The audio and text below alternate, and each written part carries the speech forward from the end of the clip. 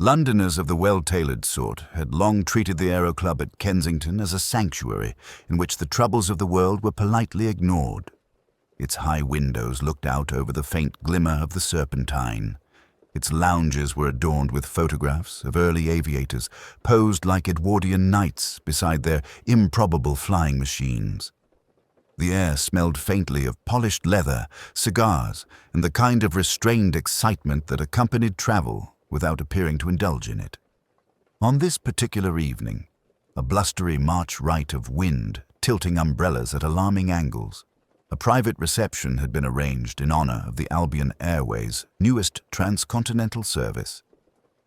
Flight 703 was due to depart at dawn the next morning, London to Wellington with stops in Singapore and Sydney. The route had been hailed as briskly civilized by those who liked their adventure not too adventurous.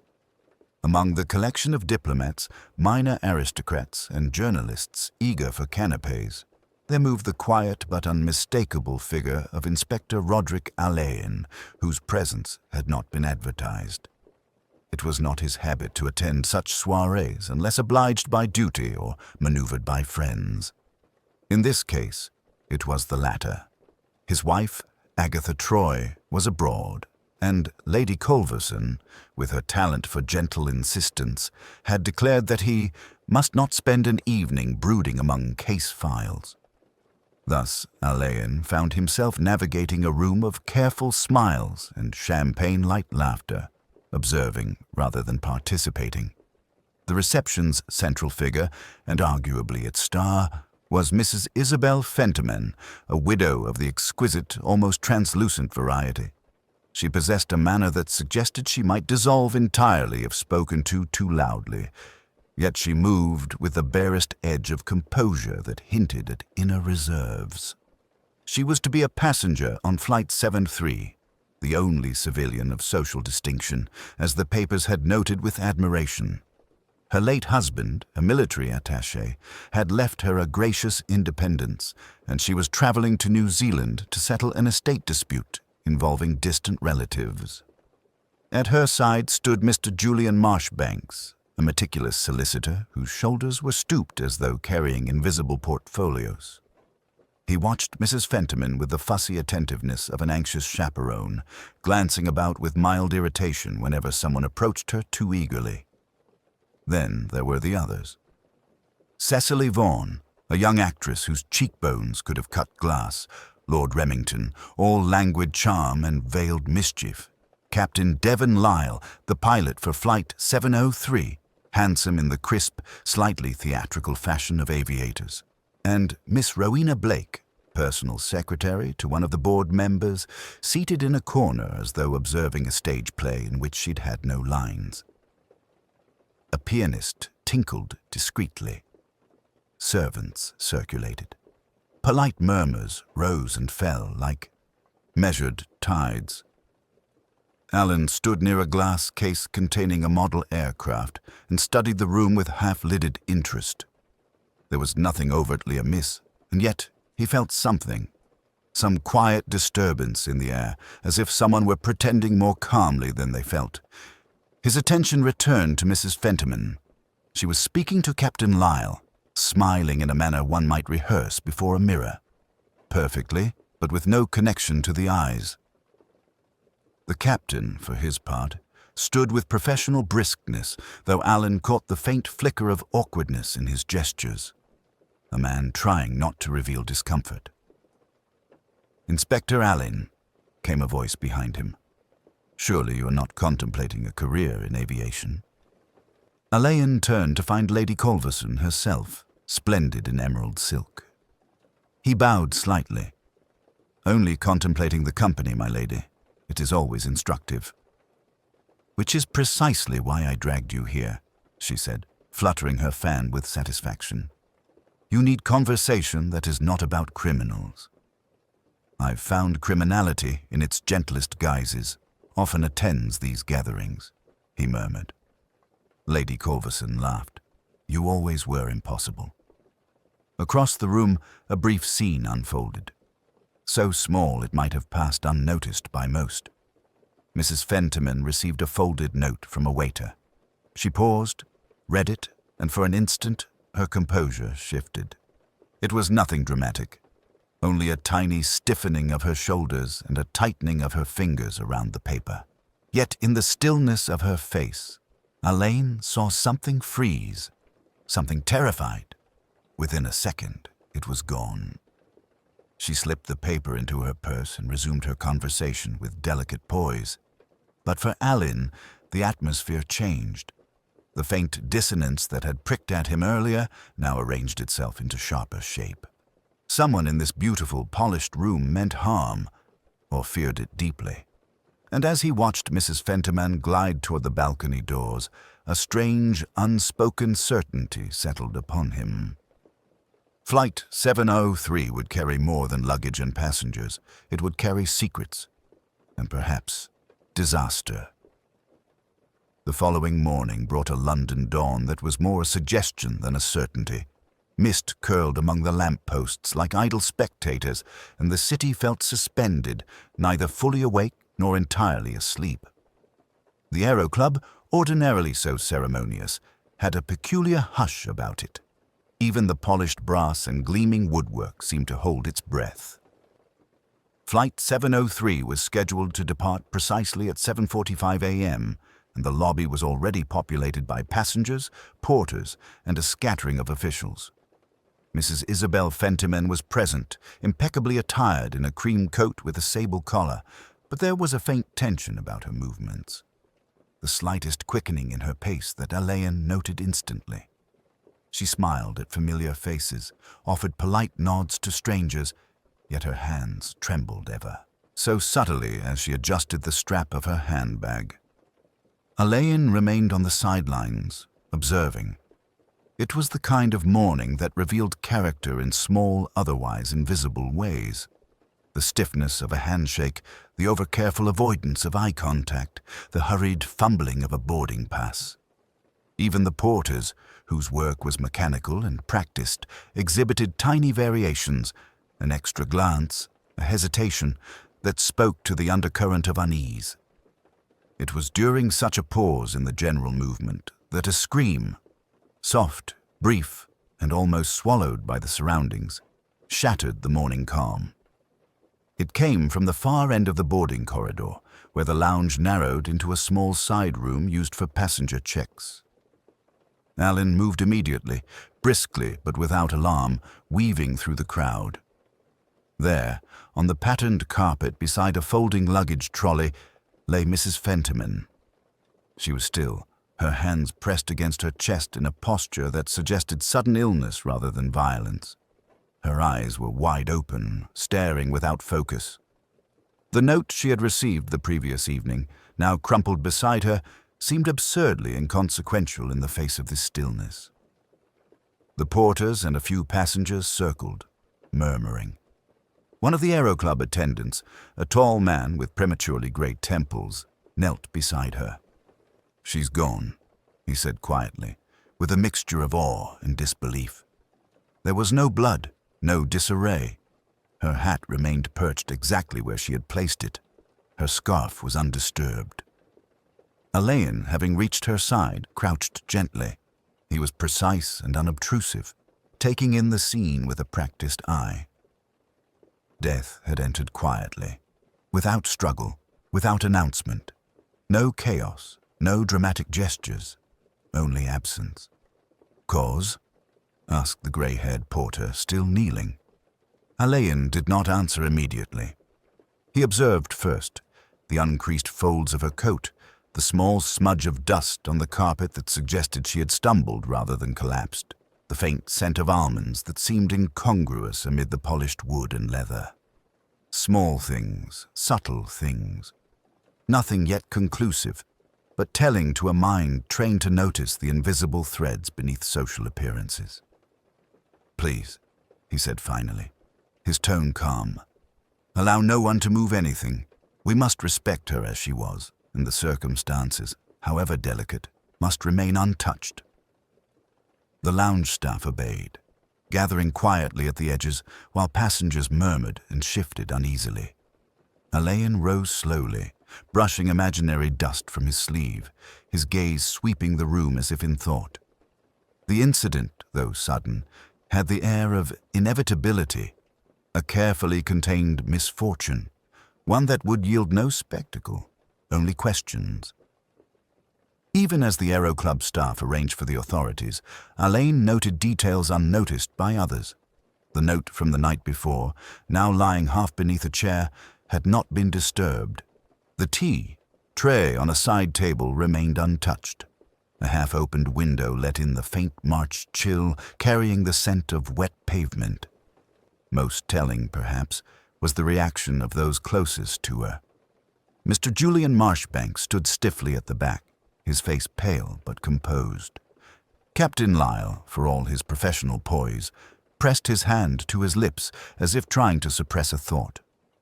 Lady Culverson, arriving breathless from the main hall, did not cry out or faint. She simply clutched her fan and surveyed the scene with quiet concern. Alleyn allowed himself a brief, private sigh. The game had changed. The room, previously a stage of polite interactions and unspoken rivalries, had shifted subtly into a theater of suspicion. He had not yet asked a single question, and already the room's balance had begun to fracture. The mystery was no longer hypothetical. It had taken shape in flesh, in stillness, in a death that did not scream. Flight 703 would carry its secrets, but it would leave behind more than echoes of polite conversation. Inspector Roderick Alleyn remained at the edge of the lounge as the authorities arrived, their presence a quiet, formal intrusion upon the Aero Club's usual decorum. He did not rush to speak, did not demand answers.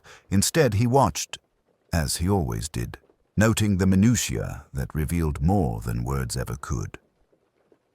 The police inspector on duty, a younger man with eager eyes and a tendency to gesture, approached Alleyn with what he probably intended as deference.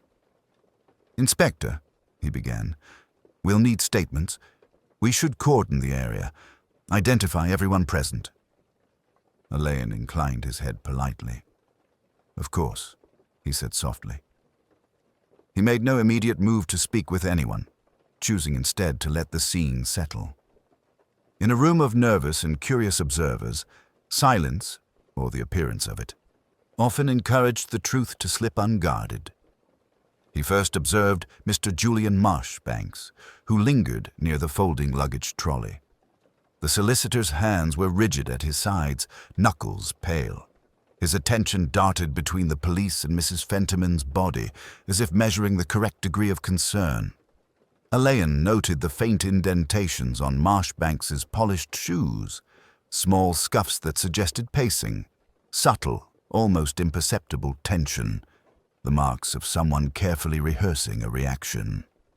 Across the room, Captain Devon Lyle maintained professional composure, but Alleyn detected minute signs of distraction. The captain's tie was slightly askew and the cuff of his sleeve was turned at an unusual angle. Errors so trivial they could only escape notice to a practiced eye. Yet there was a hesitation in his movements, the kind that speaks of thoughts kept strictly to oneself. Lady Culverson, meanwhile, had stationed herself near the side tables, her fan held with deliberate poise. She did not speak, though her eyes, large and attentive, flitted from the body to the arrivals, cataloguing gestures and expressions. Alleyn observed her silently. The lady's habitual awareness of social nuance was now a lens through which the collective unease could be measured. The other passengers, for the most part, formed small, trembling clusters. Cecily Vaughan pressed a hand to her throat, her cheekbones unusually sharp under the overhead light, as if the shock had drawn the delicate planes of her face into relief. Miss Rowena Blake stood quietly in the corner, clipboard clasped to her chest as if it could contain the morning's disorder. The secretary's lips pressed together with unconscious tightness, an expression Alleyn immediately understood as measured restraint, the self-command of someone accustomed to observing but never intervening. It was the subtle interplays, however, that most piqued Alleyn's attention. The proximity of certain individuals, the hesitation to make eye contact, the quick micro-adjustments of posture. These were the markers of relationships and hidden anxieties. He walked slowly around the lounge, hands clasped behind his back. Every chair, table, and suitcase became a datum point. The crumpled note, lying beneath a side chair, remained untouched, though Alleyn bent slightly to retrieve it with careful fingers. The script was small, elegant, almost conspiratorial, yet nothing in it offered more than a hint. A summons, a warning perhaps, but certainly not the cause of death itself. "What do you make of it?" the young inspector asked again, perhaps seeking affirmation or permission to act. Alleyn did not answer immediately. Instead, he looked back at the body, noting the stillness, the immaculate attire, the absence of struggle. Then his eyes swept across the room once more, taking in each motion, each pause, each micro-expression. "I observe," he said at last, with the softest of authority. "There is much to be noted before questions are asked. Appearances conceal more than they reveal." A hush settled in the lounge as Alleyn moved among the guests. He offered no probing words, only gentle acknowledgments and unobtrusive nods. And yet, by simply existing within the room, he created a mirror for its occupants. Their reactions, restrained, polished, and yet unavoidably human, were on display for him to collect, to organize silently within his mind. It was in such measured observation that the truth often gestated. Alleyn knew that the body's stillness, the note, the tremors of anxiety, and the small errors of comportment were threads, delicate but strong. He did not speak of them, did not alarm anyone. The work of understanding was inward, quiet, and infinitely patient. By mid-morning, as the police began routine inquiries, Alleyn's attention shifted to the unremarkable. The slight fold in the carpet, the pattern of dust on the folding trolley, a trace of perfume that lingered too long in one corner of the lounge. The social calm, now disrupted by grief and curiosity, was still a stage, and he, as ever, watched from the wings. Somewhere in the measured gestures and polite expressions, Alleyn sensed the contours of motive. The mystery was no longer abstract. It was present, hovering just beneath the polished surfaces of civility. And it would not speak aloud. It would whisper. By late morning, the lounge of the Aero Club had assumed the odd quiet of a room in which civility and unease coexisted uncomfortably. Passengers had been escorted away to a small anteroom, ostensibly to provide statements to the police. Alleyn, who had requested the opportunity to speak privately with each individual, moved among them with his customary calm. His inquiries were subtle, precise. His questions were phrased as conversation, his observations couched in gentle remarks. He began with Mr. Julian Marshbanks, whose hands had ceased trembling, but whose gaze remained uncertain. Alleyn offered him a chair, though Marshbanks insisted on remaining standing, as if posture could lend protection against the scrutiny he felt, but could not name. "You must have known Mrs. Fentiman well," Alleyn said quietly. "Enough to predict her habits, perhaps her peculiarities?" Marshbanks hesitated. "We were acquaintances, not intimate friends," he replied, carefully choosing each word. "I accompanied her occasionally, particularly in matters concerning her late husband's estate, but nothing of a personal nature." Alleyn nodded, his gaze steady but non-judgmental. "And yet you seemed concerned yesterday. Perhaps you were simply prudent." The solicitor's lips pressed together. "Prudence has its limits. One does not wish to cause embarrassment to a lady." His eyes flickered toward the folded note still in the corner of the room. "Though, of course, it may have been nothing at all." Alleyn allowed the remark to hang, unprompted. He had no desire to force confession, only to witness the micro-shifts of conscience that words could not entirely conceal. Next, he approached Captain Devon Lyle, who stood with perfect posture, hands folded behind his back. "Flight protocols," Alleyn murmured, "must dictate certain routines. Did Mrs. Fentiman ever express unease about travel? Anything unusual in her preparations?" Lyle considered this carefully. She was meticulous, he said. Every detail noted, every instruction given. Nothing unusual, except that she seemed particularly anxious this morning. Perhaps the wind? It was gusty, or simply a natural apprehension. Alleyn noted the hesitation before Lyle spoke, the almost imperceptible shift of the captain's weight from one foot to the other. He said nothing, only listened.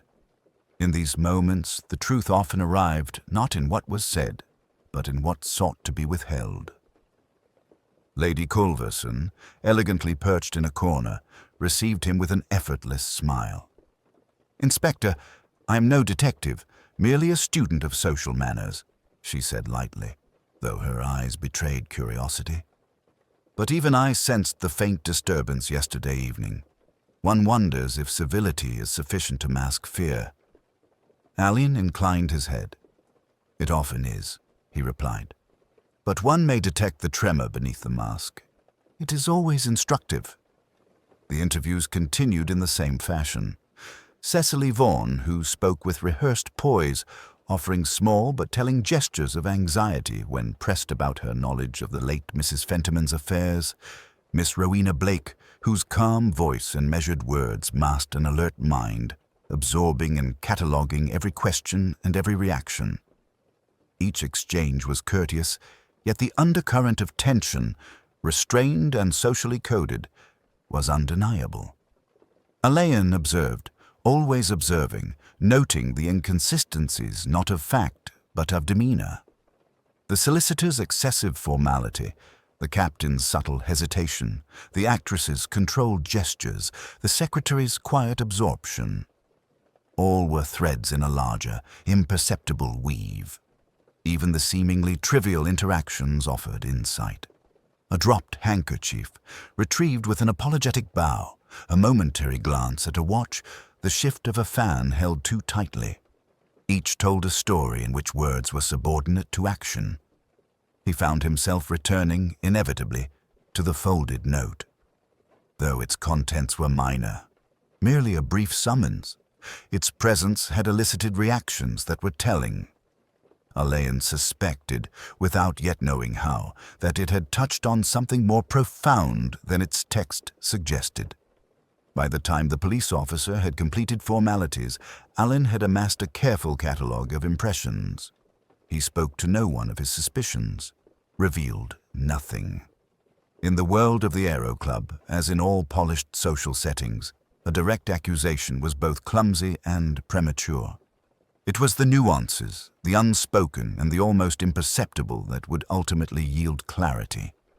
He left the room briefly to let the passengers regain composure, and as he paused by the window, watching the mist curl over the tarmac, he noted, Flight 703 would depart eventually, carrying its cargo of civility, anxiety, and perhaps hidden motives. The murder, though silent, had already begun to cast its shadow over all who were involved. Alleyn's mind, as always, worked quietly, filing each expression, each hesitation, each carefully measured word. In the intricate theater of human behavior, he thought, the smallest gestures often spoke the loudest. The investigation had begun. Yet at this early stage, it remained a quiet, invisible thing, as delicately poised as a shadow on the polished floor. The Aero Club's lounge had quieted to a near-reverent hush, though the presence of servants and staff lent it a peculiar, watchful atmosphere. Alleyn, who understood the value of the unspoken, knew that in the midst of civility, those tasked with maintaining appearances often held the clearest understanding of human behavior. While the passengers offered words measured and rehearsed, the staff observed, silently cataloguing every nuance, every tremor in expression, every misstep that might betray inattention. Alleyn turned first to Mr. Hawthorne, the senior attendant, a man of 50 with stooped shoulders that bore more years of service than his stern expression suggested. His hands were clasped neatly before him, but his eyes were bright, flicking in the direction of the guests with a subtle keenness. "I gather, sir," Alleyn began, "that you have observed the passengers closely since their arrival." Hawthorne inclined his head, expression neutral. "Yes, Inspector. One learns to notice what others might miss, but I am a servant, not a detective. My duty is to attend, to assist, not to speculate." Alleyn's smile was small, courteous, but perceptive. Yet speculation is often unavoidable, is it not? Even in the service of propriety. Hawthorne shifted slightly, a brief tremor in posture that might have gone unnoticed by anyone less attentive. "One notices things," he admitted softly. "But I do not speak unless necessary. That is the correct order of things." Alleyn nodded. He had observed this pattern often. The staff, sworn to discretion, frequently held pieces of the puzzle with remarkable clarity. Yet they wielded it cautiously, as though revealing too much would fracture the delicate social equilibrium. He moved on to Miss Thorne, the junior secretary assigned to the Aero Club's administrative office. She was young, primly dressed, and precise in all movements. When asked about the morning's events, she answered in careful, clipped sentences, her eyes flitting to the corner where the crumpled note lay. "I saw Mrs. Fentiman receive a message yesterday evening," she said softly. "But it seemed private. I thought it best to say nothing." Alleyn studied her. "And yet it caught your attention." "Yes," she admitted. "But I do not know what it means. It was merely a note. Perhaps a reminder or a trivial request. I am not at liberty to judge." Her restraint, perfectly executed, spoke more than her words. Alleyn noted the subtle hesitation before her responses, the minuscule shift in stance when she avoided his gaze. There was awareness here, silent yet thorough, and an understanding that the smallest disclosure could ripple far beyond intention. From the corner of his eye, Alleyn saw Hawthorne glance at the note again, then deliberately turn away. The two staff members shared an unspoken understanding, information possessed, yet carefully managed. They were custodians not only of property, but of social equilibrium. Alleyn, as ever, observed quietly. The servants knew the world intimately, with its codes, its expectations, and its subtle tensions. They could perceive fear, deceit, and subtle malice, often before it manifested for the passengers themselves. Yet their duty was to conceal such knowledge until it was required. In this, the staff became both barrier and mirror. The inspector's gaze swept the room once more. Even in the midst of tragedy, there was order here. Napkins arranged precisely, luggage aligned with geometric precision, the faint scent of polish and citrus carried unobtrusively across the floor. These details, seemingly minor, were the outward manifestation of inward control, the kind that allowed secrets to be both present and invisible. Alleyn returned briefly to Mrs. Fentiman's body, now prepared for removal. He noted again the absence of struggle, the stillness that was almost ceremonial in its restraint. And yet, in that silence, he sensed the presence of knowledge held carefully by those who had witnessed the ordinary actions preceding the extraordinary event. The staff, dutiful as ever, offered only courteous assistance, a hand to steady a chair, a polite bow, a murmured question to a passenger too shaken to stand alone. But beneath this veneer, Alleyn could feel the almost imperceptible tension, the quiet insistence of those who understood the stakes without uttering them aloud. In such moments, Alleyn reflected, the truth is seldom in declarations. It is in attentiveness, in measured gestures, in the careful weighing of what is revealed and what remains hidden. And in the Aero Club that morning, the servant's silence was not mere obedience. It was intelligence. It was witness. It was subtle, controlled, and profoundly significant. Alleyn made a small note to himself, almost as if writing for the room rather than the page. The key often resides not with the loudest voice, but with those who observe, who hold, who wait. And sometimes they wait indefinitely. By mid-afternoon, the Aero Club had resumed an uneasy semblance of order.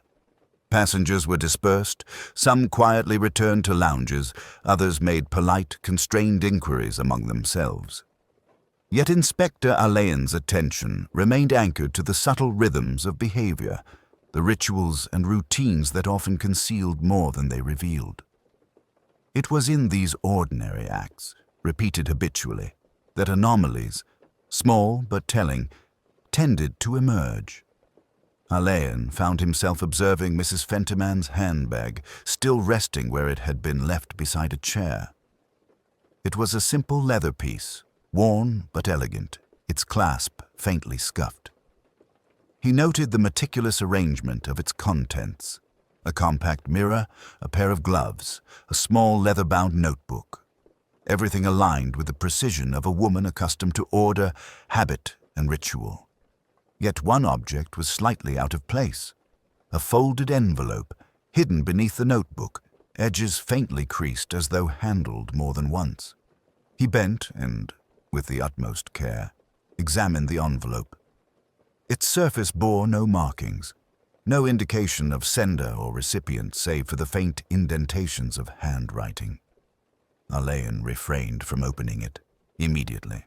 He recognized that the meaning of an object often lay not in its explicit content, but in its displacement, its subtle disruption of routine. His gaze drifted to Julian Marshbanks, who had returned to the lounge under some pretext.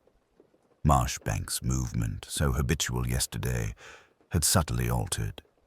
He was repeatedly adjusting his cufflinks, as if rehearsing gestures, measuring small shifts in posture. Alleyn noted the repetition, the almost imperceptible tremor in the hand not holding the cufflink. Habit, he reminded himself, often conceals intention, but breaks in habit reveal attention, concern, and sometimes guilt. Nearby, Captain Devon Lyle performed his own routines, checking the logbook, straightening chairs, adjusting his tie. Each motion, precise yet mechanical, seemed intended to mask unease. Alleyn allowed the observation to sit in his mind, unspoken. He had no need yet to confront. The room itself was yielding testimony in whispers, gestures, and subtle irregularities. Even the staff's conduct was illuminating. Mr. Hawthorne moved among the chairs and tables with habitual care, straightening silverware, adjusting trays, smoothing napkins with a touch as light as a feather.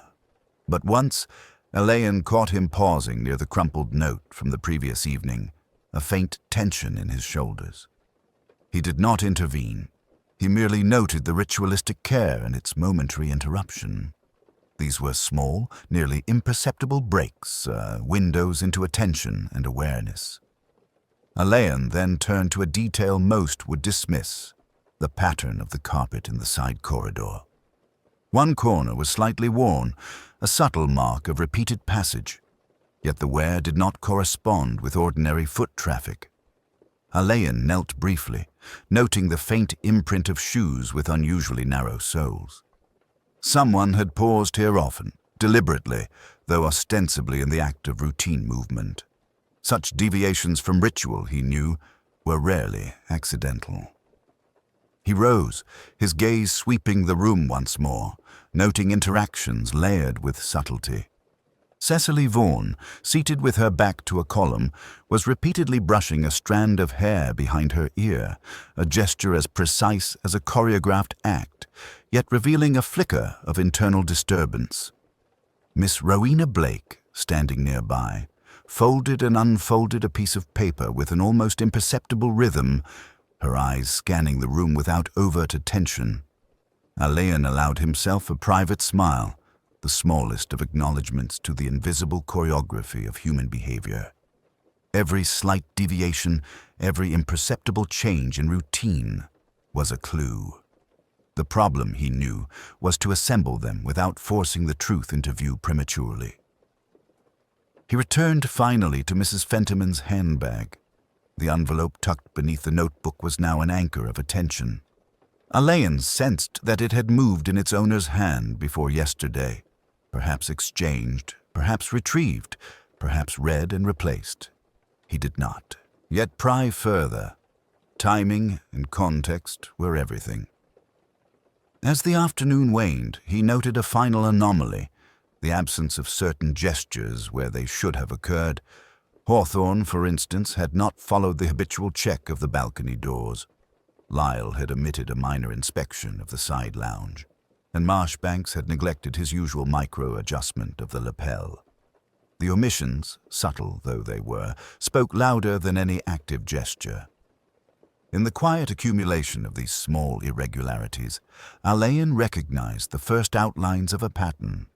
The world, as he had observed countless times, spoke in repetition, and it was the breaks, the small disturbances in ritual, that often pointed most directly to human intention. In these understated deviations, he understood, lay the first faint whisper of revelation. Even as the afternoon drew toward its muted close, the lounge retained the peculiar quiet of a room in which civility had been fractured but not shattered. The removal of Mrs. Fentiman's body had been conducted with meticulous discretion, leaving the space untainted by panic. And yet Inspector Alleyn could feel the residual tension, as though the polished surfaces themselves were holding memory, absorbing whispers that were never spoken aloud. It was then that the second disturbance occurred, subtle but unmistakable. Miss Rowena Blake, seated in her usual corner, abruptly paled. Her fingers tightened around the edges of the clipboard she had been holding, and for a moment she seemed unable to breathe normally. She murmured something to herself, almost inaudible, a phrase that might have been a question or a quiet exclamation. Alleyn's attention, always alert, turned immediately to her. The secretary's eyes flicked to Julian Marshbanks, who had remained silent throughout most of the day. He had been reviewing some documents, papers arranged with rigid precision, but the sudden movement from Blake caused him to glance up sharply, as though startled by an unseen presence. There was no overt acknowledgement between them, yet Alleyn noted the micro-signals, the slight lift of a brow, the subtle shift of weight from one foot to another, the hesitation in returning to papers. Cecily Vaughan, ever conscious of appearances, began to smooth the front of her dress, her movements small but frequent, a tactile reassurance. Captain Lyle, standing near the side window, adjusted his tie, the action so habitual it might have been unnoticed if not for the tension it revealed. Even the staff, who usually moved with precise rhythm, were subtly perturbed. Hawthorne paused mid-step, eyes narrowing slightly as he observed the passengers, a faint crease forming between his brows. Alleyn approached Rowena Blake quietly, his measured steps unthreatening. "Miss Blake," he said gently, "is there something troubling you?" She swallowed once, her throat dry. "It is. I am uncertain," she replied, voice barely above a whisper. "A letter arrived this morning for Mrs. Fentiman. It seemed strange." She glanced briefly at the corner where the envelope had been placed, still untouched. "I handled it perhaps too carefully. I do not know its significance." Alleyn nodded, his gaze steady. "You acted as any conscientious person would. Yet the note appears to have occasioned unease, yes?" "Yes," she admitted, her eyes lowering. "I'm certain she read it before it happened. But there is a feeling, sir. A residue of dread. Something beyond the words themselves." The inspector made no reply, instead observing the room as the small tremor of anxiety settled over the group. It was remarkable, he thought, how a single object, a note, a minor deviation in routine, could ripple through the carefully maintained surface of social life. In that quiet moment, another subtle disruption occurred. Cecily Vaughan excused herself abruptly, leaving a cup of tea half full on a side table. She moved toward the balcony, pausing to glance down at the tarmac below, and Alleyn observed the tension in her shoulders, the stiffness in her fingers. It was not hysteria, nor panic. It was something more precise, more contained. A silent collapse of composure, a private reckoning within the bounds of propriety. Alleyn's attention returned to the interplay of glances and gestures. Each passenger exhibited a fracturing of their habitual discipline, Marshbanks adjusting cufflinks, Lyle checking his logbook repeatedly, Rowena Blake folding and unfolding papers. Even Lady Culverson, who maintained her fan and posture with admirable poise, allowed a fraction of a second's hesitation when her eyes briefly met Alleyn's. The interplay of these small disruptions created a lattice of unease, invisible to anyone not trained to see. Alleyn sensed that the threads of motive and fear were weaving themselves into patterns, subtle and intricate, yet discernible to patient observation. Each deviation, each pause, each repetition of gesture told a story unspoken. Finally, Alleyn returned to the envelope itself. He had refrained from opening it until he could contextualize its significance, and now, with the small tremors in the room illuminating reactions, he could see why it mattered. It had catalyzed the ripple. A quiet disturbance, a subtle collapse, an echo that reached beyond the object itself to the psychology of those who had touched, seen, or feared it. In the refined stillness of the lounge, Alleyn allowed himself a private assessment. The second stirring, Rowena Blake's sudden pallor, the actress's nervous movements, the lawyer's subtle tension, had revealed far more than direct questioning ever could. Social masks, carefully worn, were fracturing under pressure, and the truth, he understood, was beginning to take form beneath the surface, in whispers and gestures rather than words. The morning's murder had been quiet, the day's second stirrings quieter still. Yet the room, Alleyn's due, was beginning to speak in a language only he could hear. By late afternoon, the Aero Club lounge had acquired a stillness that was almost meditative, though beneath it lingered a quiet tension. The passengers had withdrawn to small clusters, each attempting to regain composure. The staff moved with habitual precision, keeping order while avoiding any unnecessary attention. Alleyn, meanwhile, walked slowly among them, hands clasped behind his back, eyes alert yet serene. He had spent the day observing, noting gestures, listening to soft inflections in speech, and cataloguing the silent frictions between social facades and underlying unease.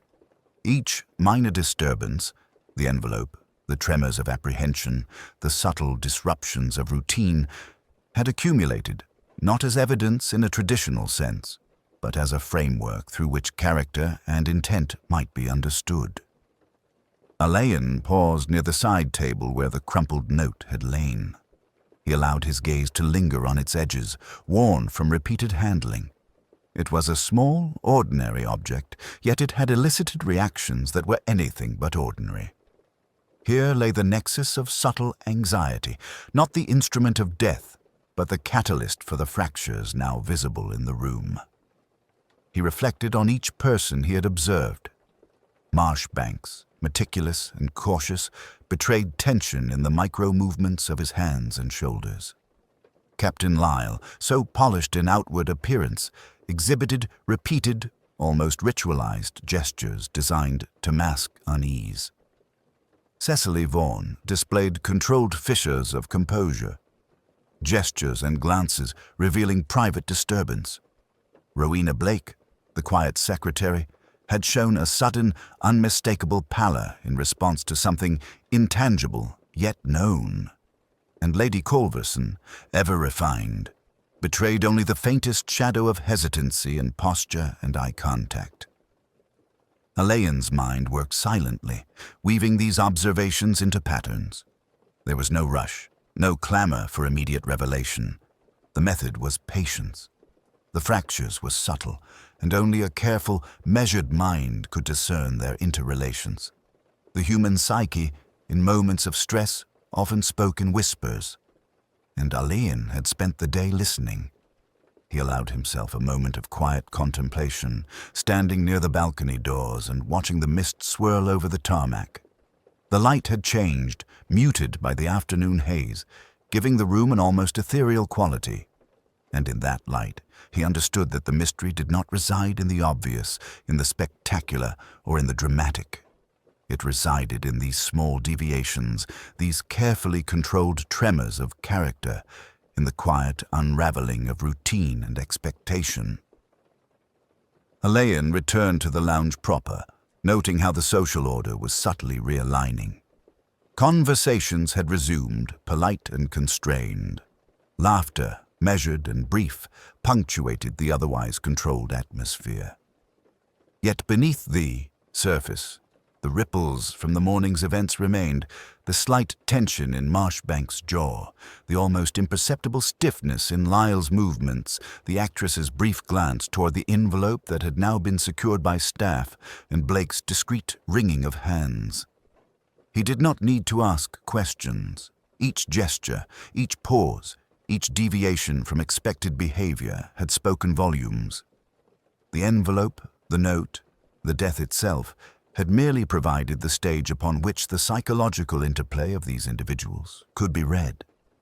Alleyn's intuition, patient and discerning, had begun to settle like dust, letting the contours of motive and character emerge slowly, almost imperceptibly, into view. It was not an intuition of evidence alone, but of balance and disruption. The interplay of civility and anxiety, the fractures beneath poised social masks, and the careful concealments of fear and suspicion.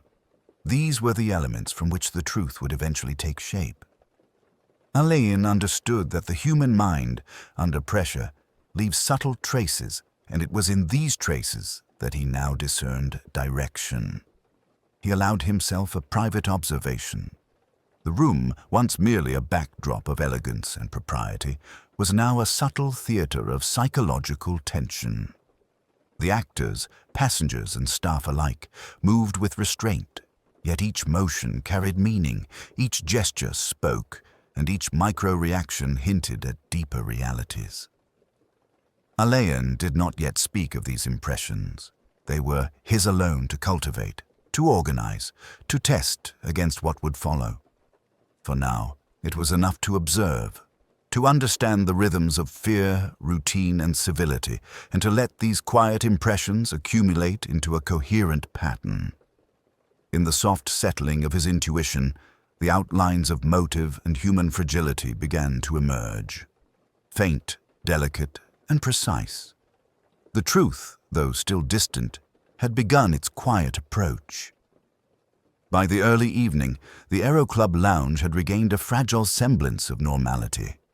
Guests, still unsettled by the morning's tragedy and the day's subtle disturbances, moved with polite purpose, conversing in hushed tones.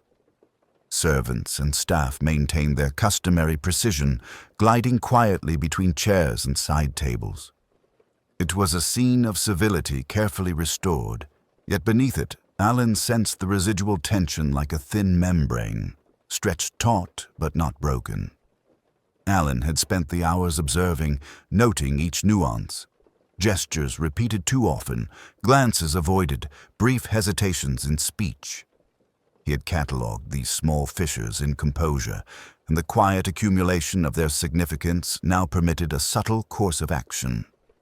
He did not seek theatrics. He did not require a public revelation. His method always was to let insight speak in the silence of comprehension rather than the clamor of confrontation. He approached Rowena Blake, who had resumed her usual position in the corner, clipboard in hand, posture disciplined yet fraying at the edges. "Miss Blake," he said quietly, so that only she could hear, "may I ask you to join me for a brief walk?" The secretary hesitated, a faint color rising in her cheeks, but she inclined her head. Together they moved to the balcony overlooking the misted tarmac. The wind was chill but gentle, carrying with it the scent of damp pavement and distant chimneys.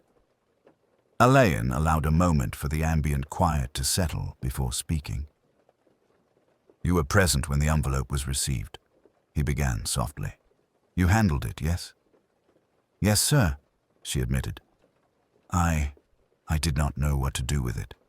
I thought it best to leave it untouched, though I suspected there was something unusual." Alleyn nodded. "And did you notice reactions? Subtle ones, or perhaps in Mr. Marshbank's?" perhaps in Captain Lyle, or even in yourself.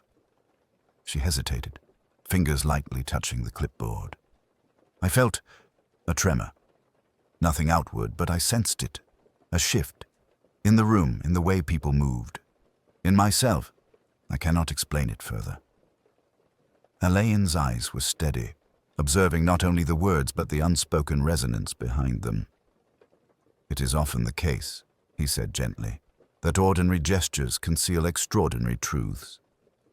You noticed those tremors because you are attentive, because you understand the quiet language of human behavior. Rowena Blake looked away, out across the tarmac. I suppose it frightened me, she admitted. Not just the death, but the undercurrent, the subtle menace in a room where everything else appears civil. Alleyn inclined his head slightly. Yes, that undercurrent is most revealing, and it is precisely why you were important in what has occurred. You observed, and thus you hold knowledge that others, even themselves, cannot articulate. A pause followed, the wind rustling lightly through the balcony doors. Rowena's composure, while intact, had softened. Alleyn knew in that quiet moment that the information she possessed was both delicate and essential. He did not press further. The revelation, when it came, must emerge in its proper time and manner. Returning to the lounge, Alleyn allowed the scene to unfold once more. Conversations continued with constrained politeness. Guests laughed softly, shared anecdotes with measured amusement, and sipped tea or water with meticulous care. But the subtle fractures remained. A hand brushing nervously over a glove, a brief avoidance of eye contact, a micro-adjustment of posture that betrayed private tension. Alleyn, observing from a discreet distance, realized that the room itself was a theater in which every person played a role, consciously or unconsciously, in the unfolding drama. The audience, the staff, the servants, even the police officers lingering at the periphery, remained largely unaware of the patterns beneath the surface. Only a careful, patient eye could discern the threads interlacing motive, fear, and hidden knowledge. He allowed himself a private note of satisfaction. The balance of the room, though outwardly calm, had been subtly shifted. Knowledge had been shared discreetly, intimations understood, and yet nothing had been forced. The revelations would come in their own time, gently, as if discovered by the individuals themselves. For now, the Aero Club retained its dignity. The passengers, staff, and remaining observers moved through the space with polite correctness, unaware of the quiet adjudication occurring in the mind of one man. Alleyn, ever measured and patient, understood that calm could be more powerful than confrontation. In that delicate equilibrium, the stage was set for truth to emerge. Quietly, inevitably, and with all the elegance of its concealed forces. By early evening, the Aero Club lounge had settled into a quiet, expectant stillness. The polished surfaces gleamed under soft lamps, and the faint scent of polished wood mingled with lingering perfume. It was a room poised between normality and revelation, a space where civility could coexist with the unveiling of truth. Alleyn, standing discreetly by the sideboard, allowed the tension to gather without force, observing the subtle choreography of the assembled passengers. He had, over the day, traced the delicate threads of gesture, hesitation, and repetition. Each movement had been catalogued. The brief tremor in Marshbanks's hands, Lyle's ritualized adjustments, Rowena Blake's sudden pallor, Cecily Vaughan's constrained composure, and Lady Culverson's almost imperceptible hesitation. From these he had discerned a pattern, subtle yet undeniable, which he now understood to be the quiet signature of motive and opportunity. Alleyn's approach to the revelation was, as always, understated. He did not summon the group with dramatic flourish. Instead, he allowed a natural moment to occur when the room had achieved calm and attention was unobtrusively focused. He moved gently to the center, his hands clasped behind his back, eyes meeting those of each individual in turn. "Ladies and gentlemen," he said softly, "the events of this morning and the ripples that have followed were not without cause. It is a truth, I believe, that we may approach with civility, as is fitting in circumstances such as these." His voice carried no judgment, only quiet precision. He paused, letting the words settle. The incident involving Mrs. Fentiman was sudden, yes, and it might have seemed inexplicable. Yet, as is often the case, human intention leaves traces far subtler than any overt act might suggest. A note, an unexpected gesture, the smallest deviation from habitual routine. All are markers, often overlooked, but they are as clear as the pattern of dust on a polished floor to those trained to see. His gaze rested briefly on Rowena Blake, who maintained her usual composure, yet whose hands betrayed a subtle tension. "The note received yesterday evening," Alleyn continued, "was the key that, deliberately or inadvertently, set in motion the subtle actions that preceded Mrs. Fentiman's untimely death. It revealed more than its text, more than its intended message. It revealed the anxieties, the pressures, the hidden resentments within this circle." No one spoke. The room waited, the collective breath of high society held in polite suspension. Alleyn did not rush, did not dramatize. He allowed each person to feel the gravity of recognition without forcing it upon them. Finally, his eyes settled on Julian Marshbanks. The lawyer's composure was precise, yet there was a micro-shift in his posture, an imperceptible tightening of jaw muscles, a subtle lift of the brow. "Mr. Marshbanks," Alleyn said gently, "it was you who, through a combination of prudence and private concern, sought to influence events, to guide certain outcomes, though perhaps not fully aware of the consequences." Marshbanks' eyes met Alleyn's, sharp but tinged with an unspoken acknowledgement.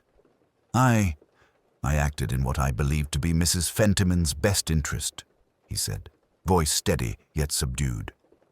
"I did not intend harm." "No," Alleyn said softly. "Not all outcomes are deliberate, and not all intentions are transparent. Yet the chain of human decisions, subtle and interwoven, has consequences that extend beyond our anticipation. Cecily Vaughan, Lady Culverson, Captain Lyle, and the others absorbed this with the grace expected of their station." The air remained restrained, not with fear, but with understanding. The revelation had been offered not as condemnation, but as recognition of complexity, the interplay of duty, anxiety, and human frailty. Alleyn allowed a moment of silence. The room exhaled, collectively and almost imperceptibly. No one shouted, no one fainted. The truth had arrived gently, its weight borne in quiet acknowledgement rather than in clamor.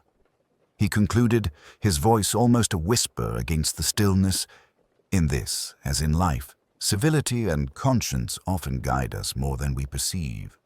We see only the surface, yet beneath it lies the invisible pattern formed by intention, fear, and human care. Today, we have glimpsed a fragment of that pattern." As the guests absorbed this quiet revelation, Alleyn stepped back, allowing the room's own calm to reassert itself. There would be time for reflection, for decisions, for the careful reckoning with consequence. For now, civility had been maintained, understanding gently imparted, and the truth had been unfolded. Softly, inevitably, and with all the elegance demanded by circumstance. The Aero Club, once a stage of polite society, had witnessed the quiet unmasking of human intention, and in that quiet, the echo of morality and consequence lingered with a subtle insistence. The Aero Club lounge, now dimmed by the soft light of early evening, carried the residue of the day's revelations like a quiet echo.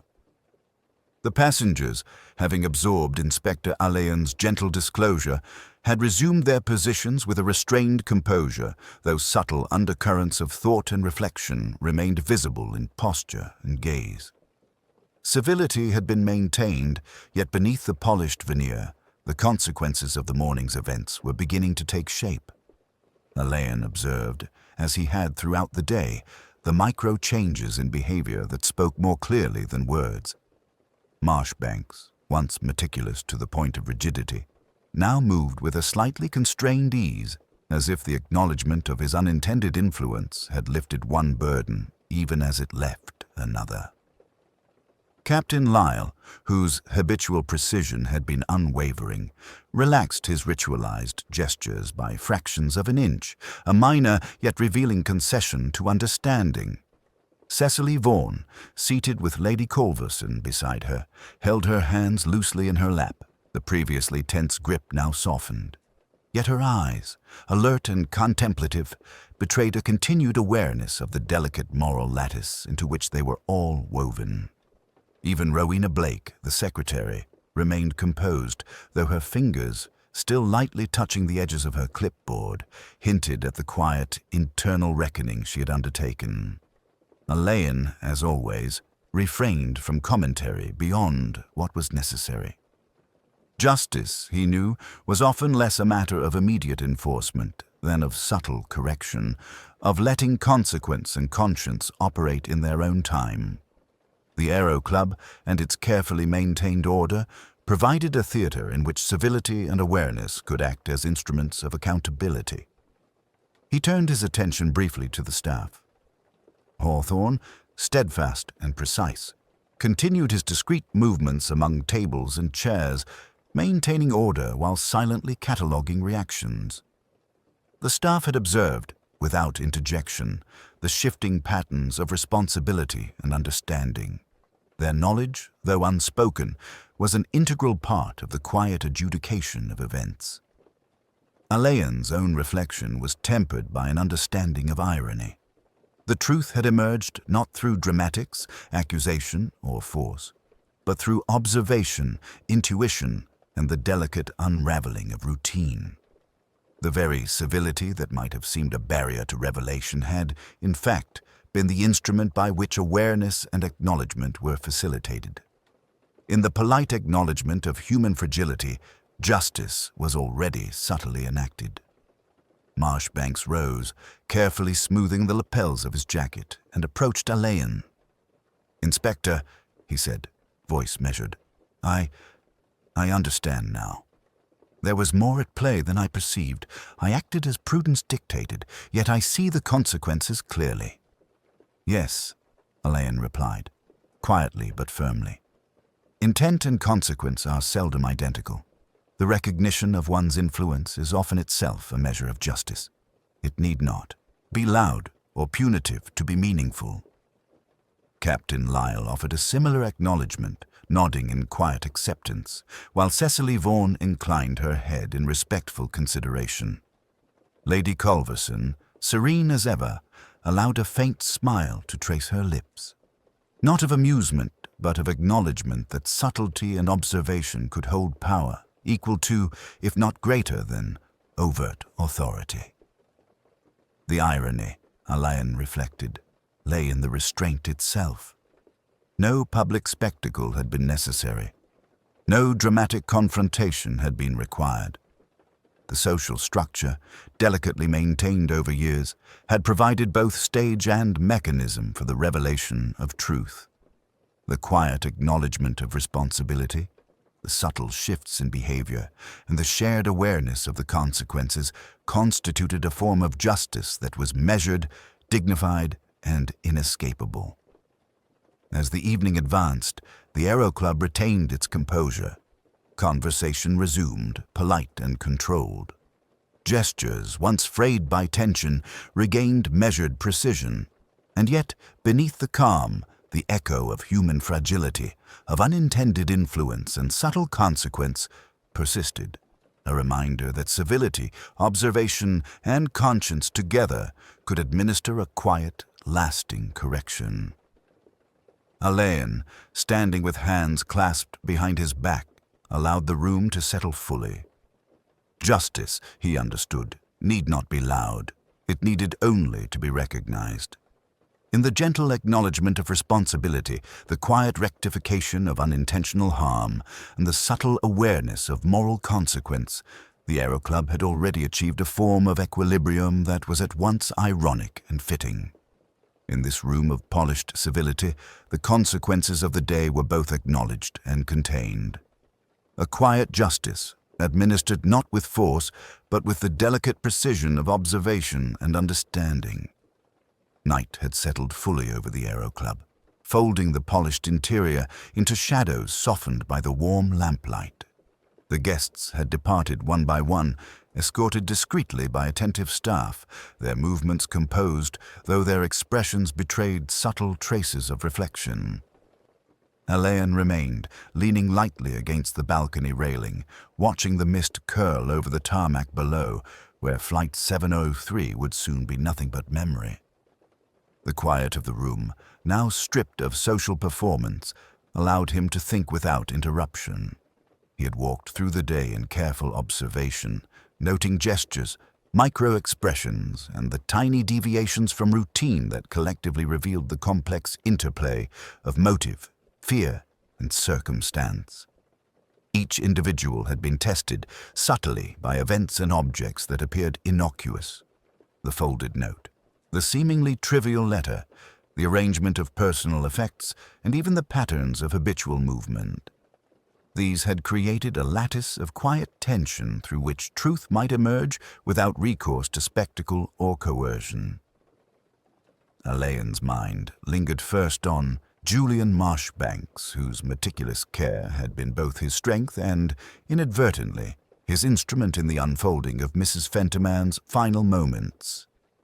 The lawyer's intention had been guided by prudence, by a desire to protect and manage, yet it was in these very attempts at control that human fragility had been exposed. Alleyn understood now that it was rarely malice, often merely the subtle misalignment of conscience, duty, and circumstance that precipitated tragedy. He thought of Captain Lyle, whose habitual precision had been a veneer beneath which uncertainty had quietly stirred, and of Cecily Vaughan, whose poise had cracked in small, telling ways, revealing the silent struggle between self-interest and social expectation. Rowena Blake, the secretary, had shown him the power of observation, of awareness, and of discreet intervention, while Lady Culverson had embodied the elegance of detachment, observing all without overt interference, yet influencing the room's equilibrium in subtle, almost imperceptible ways. Alleyn's reflection turned, inevitably, to the staff, Hawthorne, Thorne, and others who had maintained propriety while quietly cataloguing all that passed. Their discretion had been crucial.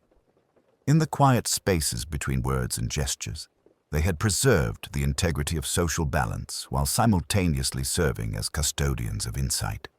It was a delicate role, one that Alleyn understood as acutely as any investigator could. He permitted himself a private acknowledgement. The Aero Club, so often a stage for civility, had been both theatre and instrument of revelation.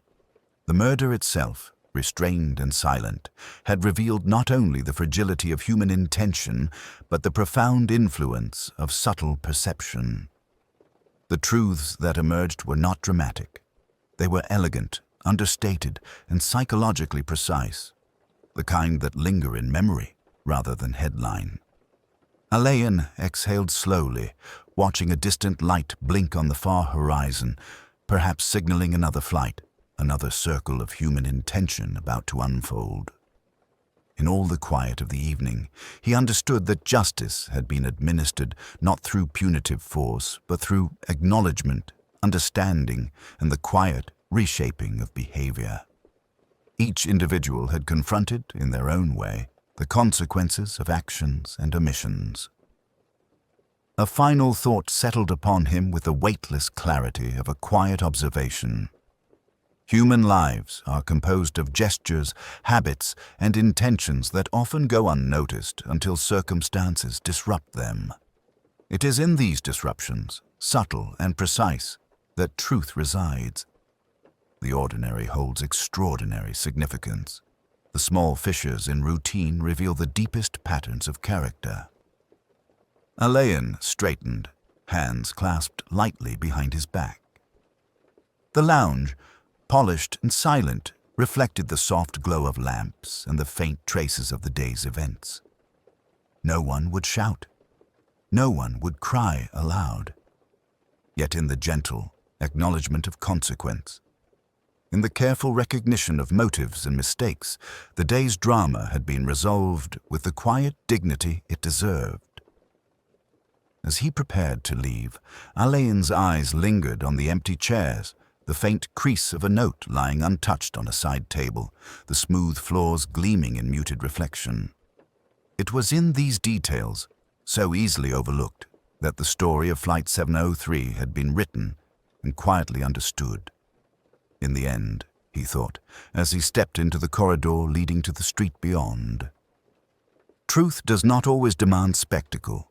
Sometimes it arrives in the soft settling of dust, in gestures noted, in intentions quietly acknowledged, and in the silent equilibrium restored to those who remain.